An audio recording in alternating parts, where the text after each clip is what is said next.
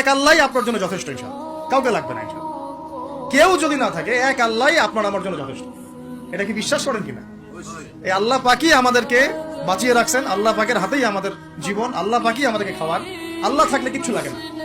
আর যার আল্লাহ নাই, সারা দুনিয়া মিলেও তাকে সুখ দিতে পারবে না, তার কিছুই করতে পারবে না। এখন আসলে আমাদের সাথে আল্লাহ আছে কিনা একটু নিজেরাই বুঝতে পারবো। আসলে আল্লাহ পাকের সাথে আমার সম্পর্ক কেমন? আল্লাহ বলে ডাকলে বা আল্লাহর কাছে দোয়া করলে কি আমার ভিতরে কোনো অনুভূতি আসে কিনা?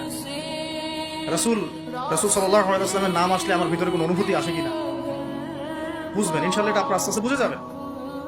তাহলে নিজের তাজকিয়ার দিকে ফোকাস করেন, এবং তাজকিয়া অর্জন করার জন্য অবশ্যই সোহবত লাগে। যারা আত্মশুদ্ধিতে পরিপূর্ণ মানুষ, এই মানুষগুলোর সাথে পরামর্শ করে চলবেন। আর নিজের দিন পালন করেন, দিনটাকে আর বিভক্ত হতে দিবেন। যারাই বিভক্তির দিকে নিয়ে যায় এদেরকে বয়কট করবেন, মিশবেনই না এদের সাথে।